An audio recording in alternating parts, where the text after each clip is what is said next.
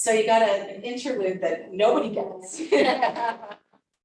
Like you, Thank you the for stories sharing are crazy, but okay, let's see if we can fast forward to the.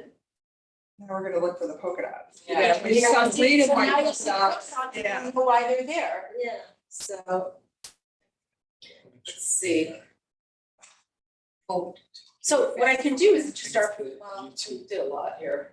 Yeah, okay, it's the YouTube video that's playing. Should I skip the YouTube video? No, the YouTube video, let's just kind of go through it. We'll just talk about these pictures until I get to my, seemingly. There's a pictures. right now. That's my first trip to Israel.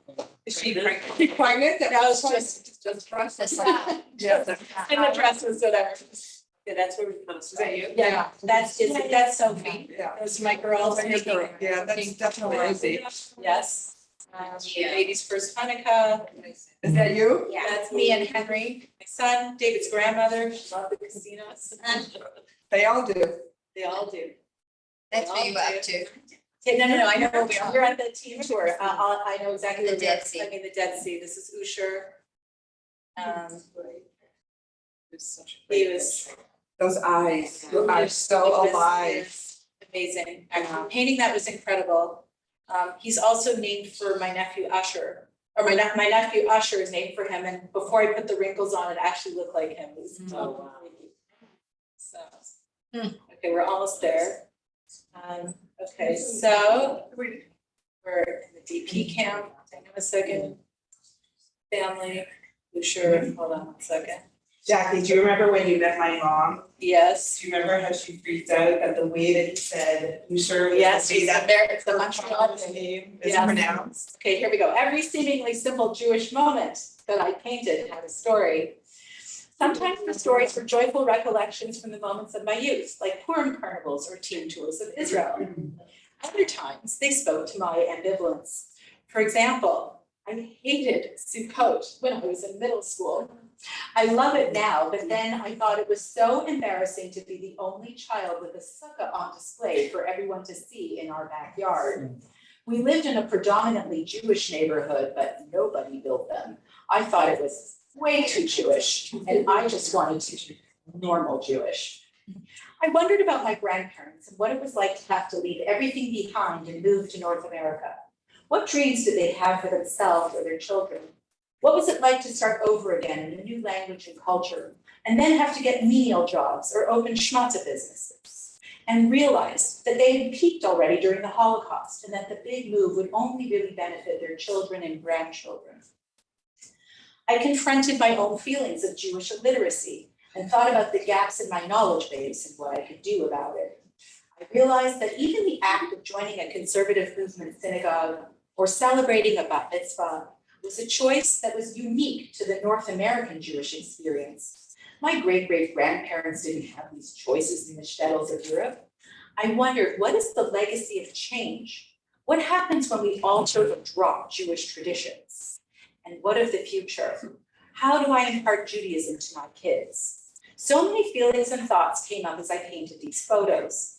It really got me thinking about the role each generation has in shaping the Jewish identity of the next, and how tradition shifts and takes new shapes over time, especially in North America, where we enjoy religious freedom and are guaranteed the right to either engage or not engage with our respective religions, or to simply change them to suit our current sensibilities. This kind of freedom is unprecedented for Jews, and I wouldn't change that for the world. But it made me wonder if my great-great-grandparents would recognize the North American brand of Judaism I practice.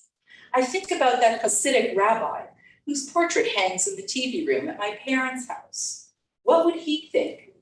Are the statistics from the last two Pew studies correct? Is American Judaism in trouble? Is everyone on track to opt out? And do I have a role to play here? These are all the things I wanted to address in my stories. Honestly, as I painted these paintings and wrote these stories, I worried that I would conclude this project on a low note.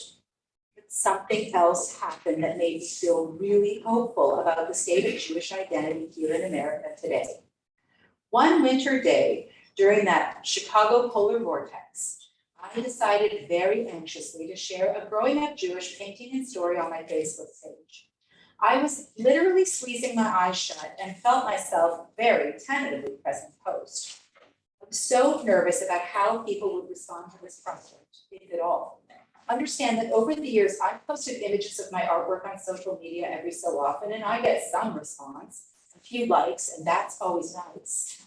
But the growing up Jewish painting and story that I posted that day touched on something. Magic happened. My friends loved it, and they shared it with other friends. So I posted more. I started getting emails from friends who told me that their seders were just like the one I painted and described. I was stopped in the supermarket by near strangers who had learned about this project and wanted to tell me their American Jewish experiences. Photos, beautiful stories about beloved grandparents and their family businesses, or holiday celebrations, or trips to the Catskills started flowing in my direction.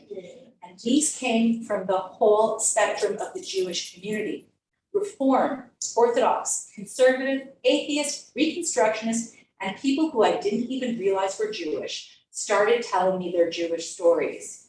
I saw that my personal stories sounded like their personal stories, and my memories felt like their memories. Growing up Jewish reminded me that being part of a Jewish community and having a shared history and culture is much bigger than anything I could have imagined. This isn't just about my family story. It tells the story of the Judaism so many of us grew up with here in North America. Successes, its challenges, and its evolving and distinct identity. It occurred to me that in America, we are all Jewish by choice. Every single one of us, no matter how observant, is free to stop engaging with our traditions and identity. And yet, this excitement that I felt from the people I spoke to, the connections they felt to my stories, and the sparks I saw in people's eyes, made me see that Jewish identity is alive and well, no matter what the Pew study may say. Okay, so Do you want to explain what the Pew study is, just for, Oh, I don't know okay. if everyone knows. So I consider myself a bit of a Pew study nerd, but basically, I think it's like once every 7 years or so, maybe it's a little more often. The Pew Research Foundation does a study of all different kinds of groups. And one of the groups that they examined were the practices of Jewish people today, trying to just get a temperature take of how Jewish are you? So, and what are the metrics of Jewish identity? So a lot of the questions were about, do you keep kosher? A huge percentage said no. Do you attend synagogue? A huge percentage said maybe once a year. A huge, do you affiliate, do you affiliate with this? Do you keep Shabbat? Do you make Shabbat dinner? Do you do this? There were so many, the participation according to those metrics basically were no, no, no, no. So from that, the conclusion was we're in big trouble. And yes, I think we are in big trouble in many ways. And I can give you my conclusion before I have another thing to say about this, but I kind of want to reserve it for the end.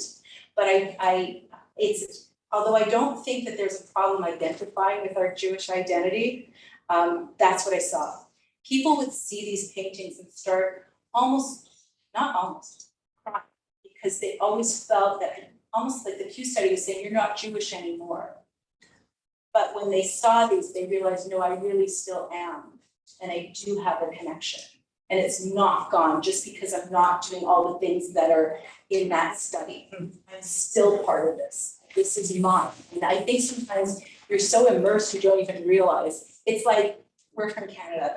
I remember I went on the tea tour to Israel with a bunch of Americans, and they all had accents to me, really strong accents. And I used to think, oh, I have nothing. I don't have an accent, and then they started imitating me, and they said, you have a really strong accent. I said, no, I don't.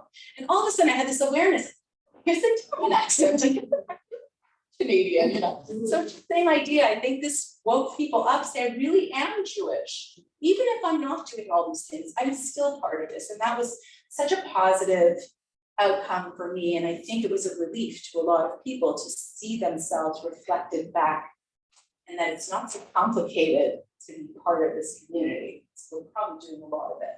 And then one more thing that I'll say, and then I'll go into the stories. Allie once said to me, and this is where like I have Pew study guilt. So, and I won't tell you why, but I just do.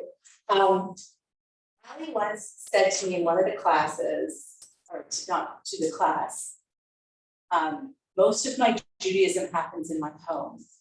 And I found that incredibly liberating because I didn't have to feel like I was measuring myself, like, I go to church on Sundays, like, it's just, there's so many other, you're Jewish on Tuesday, you're Jewish on Wednesday, you're Jewish on Friday night. You're not only Jewish when you walk into the synagogue. That is not the only time you're Jewish, you're Jewish 24/7. So once she said that, it sort of relieved me of a lot of feelings of my own guilty conscience, but we don't do guilt. Okay, let's make this lady big. All right. Show present. I don't know what it's gonna do. Okay. There she is, the matriarch in Miami. So who signed the JWRP trip? Yes? Yes, okay. So it's all about the women, right? Like Lori Polotnik herself said, it's the mother who gets it done, okay? So the matriarch in Miami is really this is Shirley. She to me represents the entire spirit of this whole exhibition. It starts with her. And there's a great story about Shirley, but I don't have a lot of time. Afterwards, ask about it. But here we go. And the other thing I wanted to tell you is when I conceived of this project, I wanted to think about what I loved as a child, which was story time at the library. When the librarian would sit on a low chair or book, I'd sit there, I'd lose myself in the librarian's voice and just look at the pictures. And that's what I kind of wanted to do, was story time for adults. Here we go. The matriarch in Miami. This is based off of a photo from 1965, and here's the story. To my mind, no conversation about Jewish identity can take place without acknowledging the power of the Jewish mother in shaping who we are as people and as Jews. The woman in this painting is not my mother. This is Shirley. I love this image of her soaking up the sun.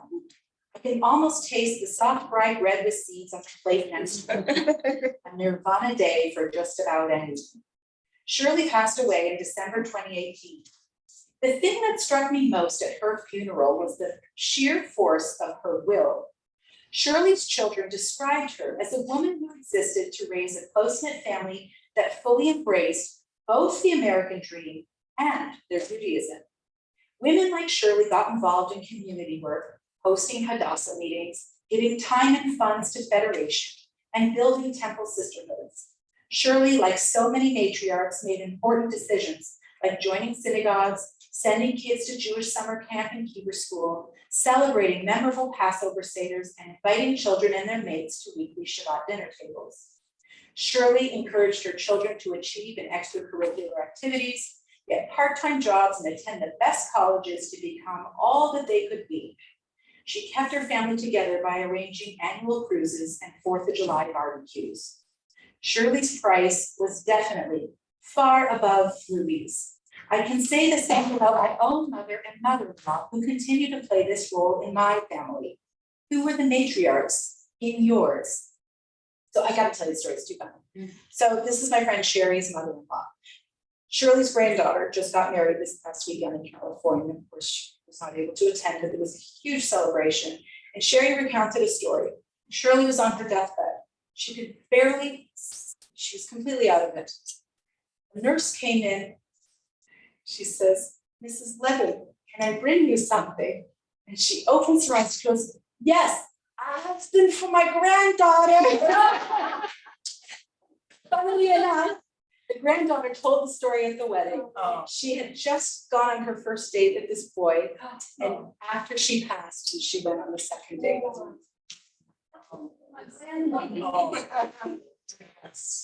Okay. Next one. I'm not going to read the story that goes with the next painting. Okay. I just wanted to point out what it was like to grow up with a very charismatic rabbi, such as Rabbi Fader. This man was quite serious about Judaism, Jewish observance. He got all of us to build sukkahs in our backyard. He taught Talmud classes. We were there every week. We lived in that synagogue. It was absolute community. It was an amazing place to be. But what I thought was so interesting about Rabbi Fader was that he was able to find that balance between tradition and change, two words that don't really go together, where you are faithful to the laws of Judaism, but you are also open to, you didn't see the difference that women couldn't be fully identified with their careers and their arts and their everything, and still be completely modern Jewish women in the synagogue as well. To my young eyes, all the women who belonged to that synagogue looked like Gloria Steinem. And yet we were there. We kept Shabbat. We did not turn on our lights on the Sabbath. We kept strict kosher. Like he did a wonderful thing. And it was a wonderful institution, and he made Aliyah in the 80s, and then the whole synagogue just went to a lot of This today. is Toronto. Toronto, yes.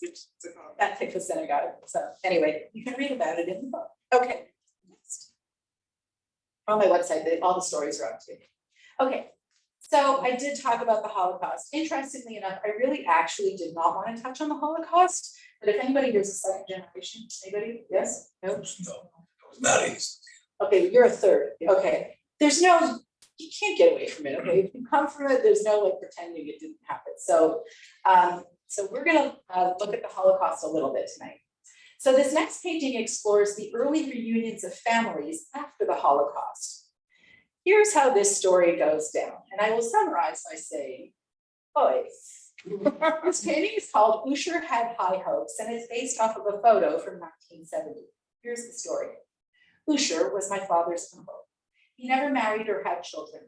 In 1949, after surviving the Holocaust, Usher arrived in Canada with my grandfather, my dad, and my aunt Sylvia.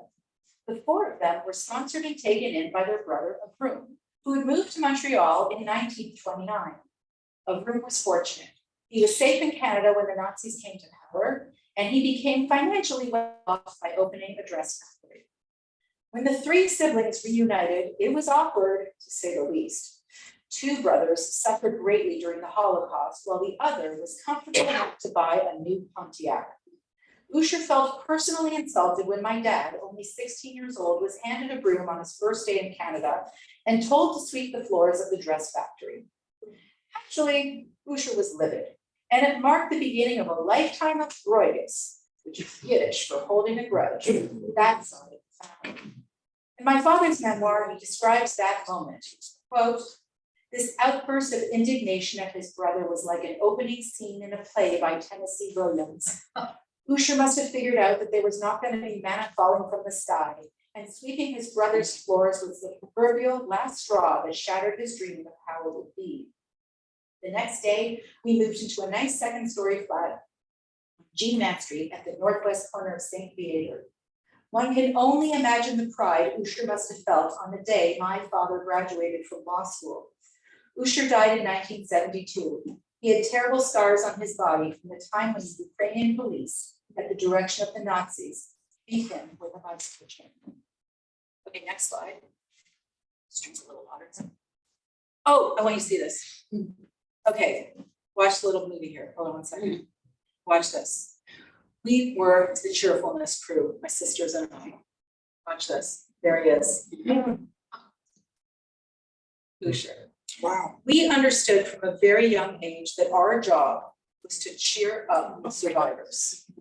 We kind of just instinctively knew that these people were quite broken, and our goal was to clamor around these people and bring them a little smile. We knew what we represented. We were like walking miracles to them.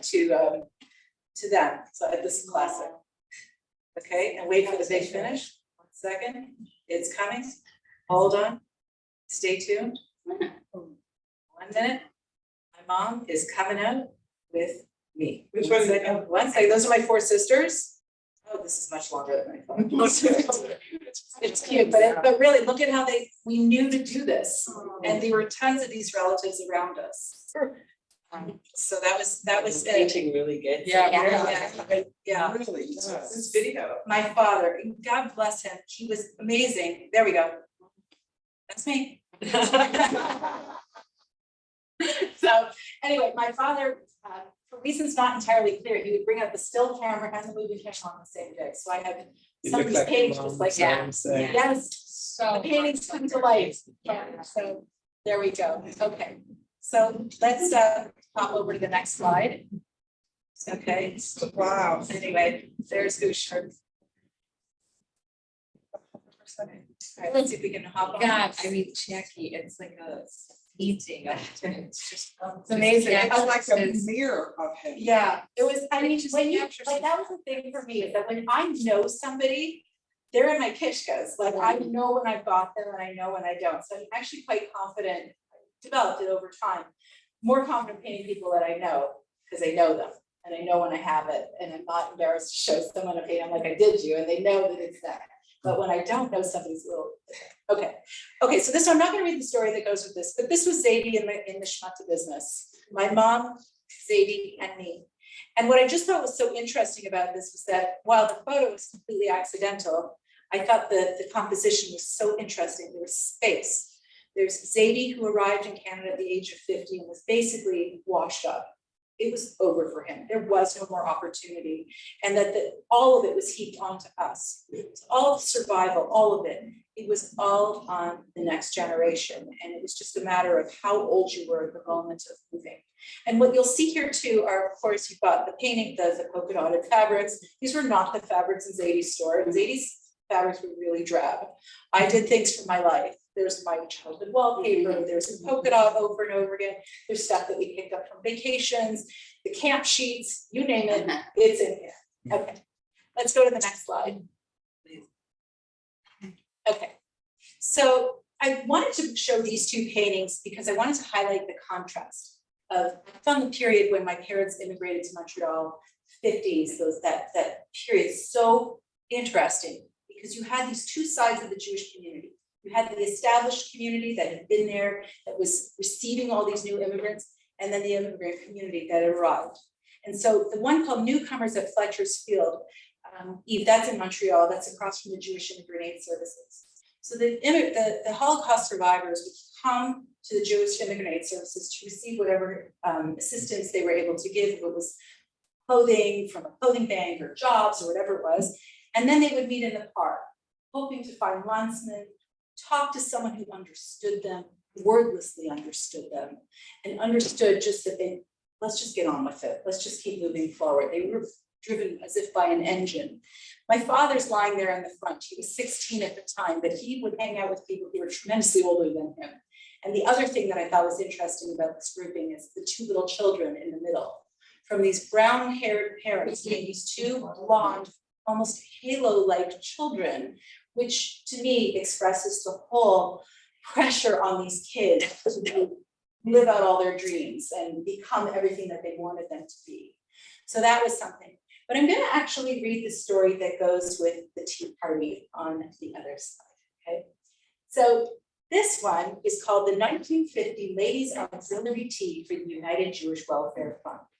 The story is a little bit longer, but to me, this is where I find it so interesting. Okay, when my parents immigrated to Montreal after the Holocaust, they, like so many survivors, were absorbed by the established Jewish community. I never really thought about the task of welcoming thousands of refugees, many if not most of whom arrived in Canada traumatized by the events of the Second World War. How did the established Jewish community prepare to help these people whose needs were so profound? I have nothing but gratitude for the types of women like those pictured here who came together to fundraise, collect material donations, volunteer at clothing banks, and provide scholarships to young refugees who couldn't afford tuition in schools. I am certain that in the early 1950s, my family benefited from these efforts and generosity. In many ways, however, Montreal's Jewish community, like so many established Jewish communities in North America, was strained by the sudden influx of Jews from the old country. While united by a common code of religious practice and customs, these Jews couldn't have been more different from each other. It was nearly impossible for the survivors to talk about the horrors inflicted by the Nazis. And frankly, the established community was not all that interested in hearing that, at least not back then. It was beyond overwhelming for both sides. Furthermore, the arrival of the refugees altered the landscape of the established Jewish community, and thus brought a sense of insecurity for them. With the very presence of these immigrants threatened the equilibrium and tentative acceptance that the Canadian Jews had worked so hard to achieve, living quietly in suburbs alongside the larger Gentile Canadian community. The Canadian Jews had their own history. They were the descendants of parents and grandparents who fled the pogroms in Russia. At the turn of the century, these people arrived on boats only to be greeted by a Canadian society that had restricted neighborhoods, hotels and beaches, quotas for higher education, and outright disdain for the Jewish immigrants and their ways. It took them 50 years for these Jews of Canada to respond to this brand of anti-Semitism and build their own parallel institutions, like the Jewish General Hospital, social clubs, the YMHA, and the various Jewish community centers. As these early Canadian Jews amassed wealth, many simply wanted to just fit in, to look and act like their Gentile neighbors and deflect any negative attention. The presence of the Holocaust survivors must have reminded them of their grandparents and the obstacles they overcame. The Canadian Jews definitely cared about the well-being of the Holocaust survivors and took responsibility to help them, but they didn't always want to socialize with or live in the same neighborhoods as the refugees. Perhaps it was too painful, or it was snobbery, or maybe it was a little bit of both. Time is a funny thing though. Within a generation, the children and grandchildren of the refugees and those of the established Canadian Jews almost immediately became indistinguishable. I know this firsthand. Most of my friends descended from the established Canadian Jewish community. We freely and happily socialized in each other's homes. We went to the same summer camps, high schools and universities, attended the same parties, dated each other, got married, and built lifelong friendships together. For better or for worse, this pattern repeated itself when the influx of Russian Jews arrived in Canada and the United States in the early 1990s. Okay, next. Okay, this is another one. So remember my buddy Fairfield Porter, the painter. So as you can see, I'm very inspired by him. I love these tennis paintings. I think those of us of a certain age grew up with the Preppy Handbook. Yes, yes. Anyone remember them? I don't know. Might have a little bit of envy there. Okay, so this painting is called Greeners, Gaylors, and Fairfield Porter, and it's based off of a photo taken in 1950. So here's the story. As you know, I am most enamored with the paintings of Fairfield Porter. He was a Kennedy-era American artist who painted my fantasy of a good life. Genteel people of a certain lineage, enjoying summer moments at his family historic beach house in Maine. Awash in color, Porter captured images of generations reading together on the screened porch, friends gathered in conversation on sun-washed Adirondack chairs, morning tennis matches, and preppy whites. As much as I idealize this world, I know that my people did not come from that stock or live like that. My mother-in-law once explained to me the Jewish social hierarchy as she experienced it. There were greeners and gaylors. She was a greener. I came from greeners. Gaylor is Yiddish for yellow, and greener, well, that's obvious. These terms are used as immigration and lineage metaphor. She explained that a gaylor is like a yellow vegetable that has had time to ripen on the vine, while a greener, like a green vegetable, is new on the vine. If you're a greener, it means you're an immigrant from the old country and you have an accent. A gaylor is someone whose ancestors have been living in the New World for generations. Gaylors have ripened on the vine of America for a long time. Stereotypically, gaylors have had time to build their fortunes in this country, become genteel, and take their place as part of the leisure class. They might sail or have beach homes. They play tennis. I love this image of my husband's grandparents. There they are, two greeners, as if planted into a Fairfield Porter painting, but just on the other side of the fence. It was a moment captured only a few short years after escaping the ravages of war. I love that they figured out how to insert themselves, if not in, then beside the leisure class of the gaylors. They cast off their heavy clothes and the baggage of the past and had their day in the sun. So my dear friend Shauna let me into her parents' family photos. And here are the tennis players, the Elbridge Country Club. So the Jews of, the established community would form these country clubs. But of course, the sad thing was they formed them in response to anti-Semitic sentiments that they weren't allowed to join the Gentile clubs. And so these Jews, to me, struck me as like, this is the life. You go to the club, and you order dinner, and you wear fabulous clothes, and your parents are so cool. Like, those are my parents. But I love this scene, and they were actually fantastic people. And so I call this the Gellers, and just a little play on Geller. Was left with some folk, but was David. It does, well, we all look the same. But anyway, just thought these were great. And of course, the irony or not irony or whatever you want to call it, the pattern is that in the 90s, the PGA Championship said that you're not allowed to discriminate at these WASPy clubs anymore. And so they all opened up and the Jewish clubs suffered. And so many of them are closing down as a result of the fact that the Jews can finally join the Gentile clubs. So you can figure that one out. Okay, next slide. The next one I'm just going to talk about. If you saw, I just mentioned that I never saw pictures of Jewish summer camp, but that was such an important part of Jewish identity. And one of the things that I learned in my Melton class, Julie and I met in Melton, where we do sort of an overview, like a sociological overview of one of the classes is about a sociological overview of Jewish life in America. And Jewish summer camps were actually established at the turn of the century to take the immigrant out of the Jewish child. No, to take the Jewish out of the immigrant child. They would come to camp in the 20s, 30s, 40s, so that they could become more Americanized, learn how to play baseball, learn how to play tennis. That was what the whole point of camp was. Make these immigrant Jewish kids more American and less Jewish. Today, obviously, put some Jewish into these American kids, send them to camp, and studies have shown that participation in Jewish summer camp does lead to participation in Jewish life later on. Okay. This just looks like last summer. Sure does. I know, because the kids are back to the tall I sides. the same clothes, the same Yes, everything. yes, That could be Bieber it could be Beaver or whatever. or whatever, just the cars are different. Okay. So next one also, I'm not gonna read it, I'm just gonna talk about whether or not the experience of spending time in Israel on these birthright trips makes an impact.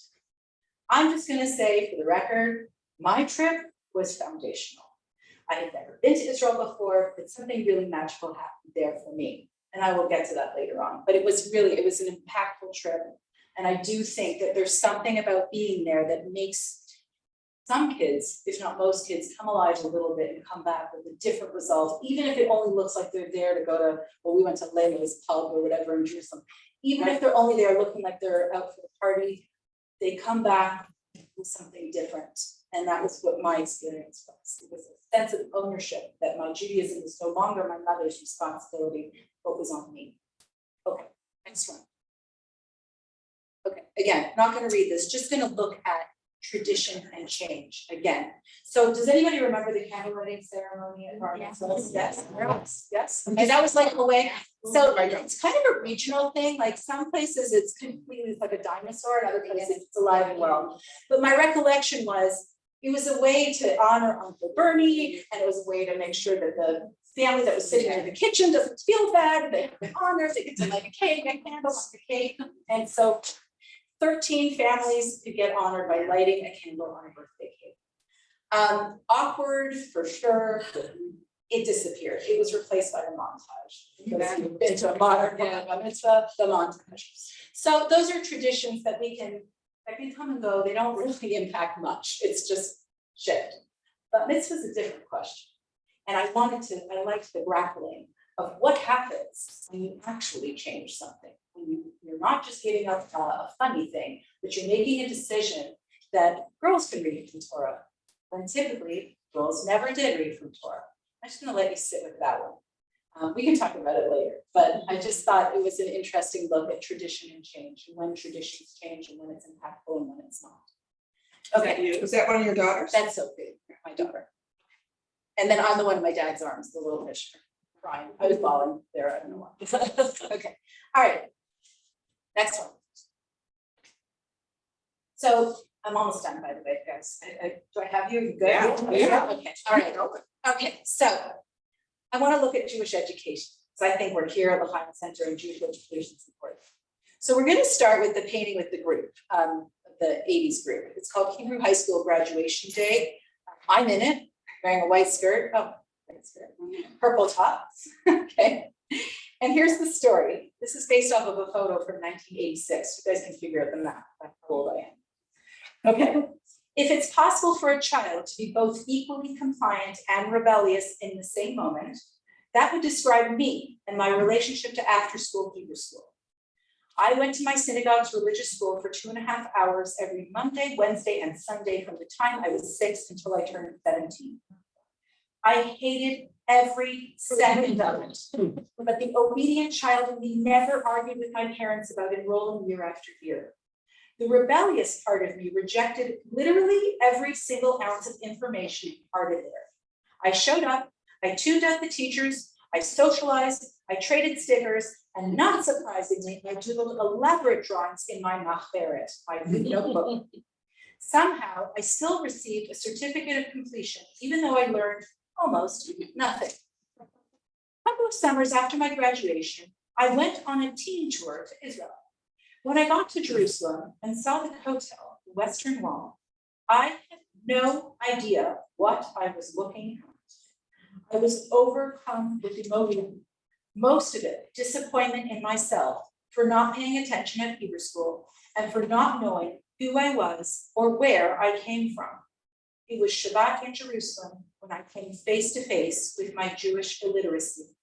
And at 19, I made a big decision. I decided that I wanted to make up for lost time and try to learn as much as I could about Judaism in college and beyond. And even though having children seemed a million years away, I swore to myself that my future kids would never feel as ignorant and as stupid as I felt on that day. That explains our decision to enroll them at Solomon Schechter Day School. Okay. So the next painting, the one beside it, I want to direct you to, it's called Shacharit, Morning Prayers at the Jewish High School. And this is based off of a photo in 2017. Here's the story. Prayer in Judaism is an awkward place for me. I went to synagogue every week as a child, so I've always known the tunes and most of the Hebrew words in the prayer service. But I actually don't have a clue what most of it means. Prayer services have always felt long and repetitive. Never sure when to bow or stand and then sit down again. And I'm not sure what I'm supposed to think about when I'm saying the words. I'm that person who counts how many pages are left in this Siddur. This void in my knowledge base has been a private shame for most of my life. I always felt embarrassed to admit that the shul sanctuary is the place where I feel most out of step with Judaism. I also believed that I was too old to do anything about it. The year I said Kaddish for my father, I finally committed to getting a very rudimentary understanding of the rhythm of the service. When I sent my kids to Jewish day school, parents were always encouraged to sit in during morning prayer services, shacharit. At first, I thought it was too Jewish when I'd see all the kids in their talit and tefillin. But I was that parent who listened hard when the prayers were being explained and taught to the kindergarten students. I needed that information to round out my personal Jewish literacy.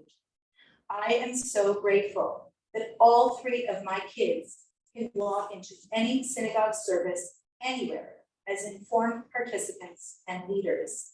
I envy them. Okay, so we're just going to conclude with class. And I wanted to put these 2 up because this is such a familiar moment in so many of our lives. One image is from 2010. It was my turn to host Rosh Hashanah. It was the first time I'd ever done it, and we had 4 generations around the table. I love this image. What I like about it is my son, Henry, is reaching across for a kippah. It was an accident, of course, but what I like about it is that it looks like he's reaching for tradition and it's being passed. So I thought that was so special. And of course, Bubba, lighting the candles, those hands, you can almost feel them. They smell like potatoes and onions. She was so delightful and wonderful, and we were so grateful to have her in our home for that particular month. The other picture is a Seder from 1968 at my grandparents' house. What I like about it, of course, is the choreography. You see in both, actually, the women are always standing at a meal. My kids think it's totally, like, they think it's totally sexist. I actually think it's true. The women are standing, they're ready to bring soup. Like, they just, we don't sit, we just bring. It's just part of the rhythm and routine. But what I like about this one is that these are my Holocaust survivor grandparents and the generations afterwards. And seeing my sister Caroline read the 4 questions was such a victory for these people after everything they've been through. And one of the symbols, I guess, of the refugee status, their story, is the mismatched dishes. To me, that symbolized that my grandmother didn't have a beautiful service of china from her married days. She had to let go of that and cobble something together. But the main thing is that we're together and we're at a victory moment at a table at a large family gathering. So I hope you can conjure up singing sounds and cooking smells and buddies and grandparents and family all coming together for a holiday. So this is it. One of the things I started doing, if you have questions, but I'm going to frame up the questions a bit. I did this for my daughter's school. I went to Emory, my daughter was to Emory, and I went to the Pillow. And I was nervous to do this for 20-year-olds because their Jewish experiences might very well be different from mine. And I wanted to make sure it was interactive and I had their attention. And I asked the rabbi who works at the Hillel, what do you think of this idea? What if I asked the kids to tell me if they had to contribute one image to this series that would reflect one of their personal Jewish experiences, the defining moment for them, what would have been it? Well, if I tell you the rabbi was bursting, he's, I want to tell you my story. What's your story? He said, okay, I had 2 images. Number 1, Saturday, we're at camp, we're playing Risk, hours and hours and hours of Risk, all the boys in the cabin playing to get 4 games. It's beautiful. The other one is, I was JTS, Jewish Theological Seminary and Rabbinical School. Friday nights, tiny apartments in the Upper West Side, huge dinners, tons of kids. We all brought our own meals. We sat there, we sang into the night because that's my moment. So I will frame that if you want. You can ask questions or you can share to me what's missing for you. What would you put into this that was a defining Jewish moment in your life?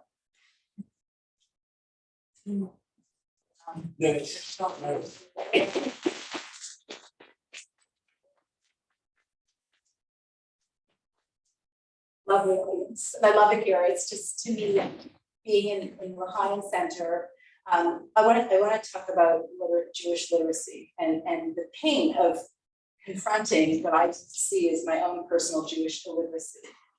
One of the things that I realized about me, and I think so many of us, is I avoid situations where I feel stupid. Like, why would you put yourself somewhere if you don't feel knowledgeable? So I realized that we don't have a Jewish identity problem, but we might have a Jewish literacy problem. And I say, open the door, walk into a L'Chaim Center, become spiritually literate. That's what I found here. Walk into a melting class like we did. Jewish history, it's not that hard. It's actually really fun to just take a class, and suddenly when you feel comfortable with the material, you recognize, you go, oh, I know, I can raise my hand and contribute to this conversation. So that's my soapbox moment. I think we needed a literacy campaign, a Jewish literacy, however you can get it. And so I suppose the moment in Jerusalem where I felt so stupid was great because it led me to a L'Chaim Center, to an amazing community. It led my kids to a beautiful Jewish community. It led me to a husband who was willing to pay for Jewish education, and we all benefited from it. And I just think it makes life so much more interesting. It's a really good group that wants to live. It was beautiful. Okay, guys. I have two pictures. I've been thinking about this very strongly. My first picture is I went to Jewish day school in South Africa, and I every Friday the whole school would sit in the auditorium, but it wasn't an auditorium. It was an empty banquet halls, so or whatever, and we'd all sit on the floor by grade, kindergarten all the way up to 7th grade. And we'd do Shabbat services, and the rabbi would, or whoever was one, would be at the front, but it was the entire, and I remember as a kid, we would write notes in our sidurs Oh. and pass them along, and we got caught. But my picture would be of that entire school all dressed in girls in royal blue uniforms and boys in like gray little shorts or pants or whatever and little button downs. Then my second picture would be when I was 16 and I went on the teen tour to Israel. And back then you landed in Israel and you walked down the stairs and you were on the ground, and then you walked to Ben Gurion, and every single one of us is around. Yes, just a cool, and somebody took a picture and I have that picture. Oh, send it my way, Tammy. Cool, right? That's really cool. Okay, yes. Jackie, a question for you. It seems like most of the stuff that you've shown us tonight is groups of people identifying a kind of common interlocking, a common connection. And I think I can understand that. The history is compelling, and that seems to be a part of all of these experiences of bringing people together. I'm wondering, first of all, whether or not that seems accurate with regard to what you've done. And the second thing is, I wonder what it is that makes the experience of community relevant to a youngster growing up. Where do they find the relevance to themselves that goes beyond the sense of a shared history? I have to answer that. It's your fault because this is what it's stimulated. Yeah. The answer is no. No, I mean, I think everybody can discuss it. I think it's sometimes things are happening that you don't, like, it's like my accent, my Canadian accent. I didn't know I had one until someone pointed it out. I think our kids are really infused with something that's their own brand of what it means to grow up in a Jewish North Shore Chicago. But they have a Pinter Yid. It's its own flavor. I don't know what it's gonna look like later on. I'm just hoping that somehow we just sort of make becoming literate, like an important experience for our kids. I just think that is, like, I'll give you an example, okay? So on my husband's side of the family, there are 3 siblings. 2 of us send our kids to Jewish day school, 1 of them doesn't. Every year we come together for the holiday, for Pesach. And the kids who didn't go to day school sort of set the tone.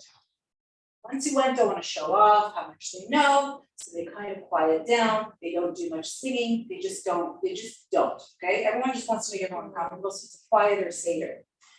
This year, one of the kids who didn't go to day school went to Jewish summer camp. And for whatever reason, everyone was in a good mood, we're all singing, okay? He's mute through the whole thing, the kid who went to Jewish summer camp, mute. Get to Bir Katamazon, lights up, because he knew it.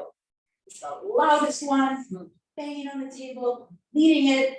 And I'm looking at this going, wow, just teach it in a way that's palatable and interesting. And know it. When you know it, you get comfortable. And you join in. That's my answer. It's like sure, Donna Lam is my favorite. It's not my favorite because it's the last song. I know the words. Because I grew up singing it in a fun way, and so I learned the words and I've never forgotten. Right. I probably don't know. Melodies you could do too. Yeah. I can't even say that I'm not a singer, but I can't even remember the melody now. But it's just, I know, probably I don't know every single word, but when the melody is sung in what I learned, I know it, because it was.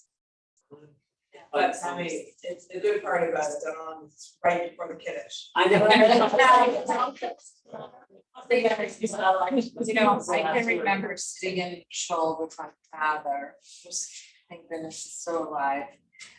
We belonged to a very conservative synagogue, and I remember sitting there all day with him, all day. And I would take his talis and I would braid. And that's how I and I would also help pages. Right. But it's such a vivid memory of me sitting next to my father and braiding the strings on his tallis, and that's like, and you can smell the books, you know, every time I walk into. You're saying it and I'm visualizing my own memory. Yeah. But I feel, I agree with you on that 100%, but that's the adult. I think the hard part now is to get our children Yes. to do it, you know, and I appreciate it as an adult, and I wish I could go back in time, I wish I could sit at my congregation Beth Judea and have the 3 days a week and learn all that again, like, but I can't, you know what I mean? So it's, and so in the next generation, it's to me, the biggest challenge. Right. More so than my own learning, I mean, I can only lead by Yes. example, but I still come to the Time Center and learn, and I started Melton with you when my kids were complaining about going to Hebrew school, you know, why do we have to go to conservative? School is a. Why do we have to go to a conservative, why can't we go to the reform when we only have to go for 2 hours, you know, or whatever, I mean. No judgment, do you know what I mean, I'm just saying, like, Yeah. you know, like, that was just my family choice, if they wanted less, then I wanted more, and you Yeah. know, so. I can't remember if it was Ally who said it or Lori Kramer from our Melton class, but she said so many of us are actually, our Jewish knowledge base is sort of locked in this like pediatric Judaism that we learned, you know, which was, you know, I don't know, for me, I guess the visual was, you know, Charlton Heston and Ten Commandments, but like, it was, we stopped, the real learning and the real spiritual actually happens as an adult. And I don't think anybody told us that was going to be the truth. But I think We plant the becomes seeds as incredible. parents. So I think, to me, it's modeling it for the kids, that you are motivated to learn on your own as an adult without doing it for grades or because you have to, or you're being obedient. You do it because you're growing. It's something wonderful to do. Like you just pointed If you out. wanna, go ahead. I was just saying, you just pointed out this last week, that the reason why American Jews don't really know much about Shavuot, celebrate Shavuot, is because Hebrew school ended. That's right. You know, so it's over, it ended, you know, in May, and this is, you know, or earlier in May, this is the end of May, beginning of June, so we don't know that. That's true. Yeah, It's true, it's such a good holiday. right, so we do have a very juvenile. If any of you want to see the fact that the children need to learn and need to grow, and you want to instill that information, just watch the Leaving Kids. It's beyond belief how knowledgeable they are, how much they love their Judaism. We I've never seen that. But it wasn't with the bicycle jack. Oh, It was just more like a yeah, old fashioned. old fashioned, but no, it can be done, trust me. The other image I have, the painting that I would have for myself, is a wall with outside telephones in Israel, in the old city, and this 23 or 22-year-old kid talking on the phone, and the caption would be, "I've always been a truth seeker,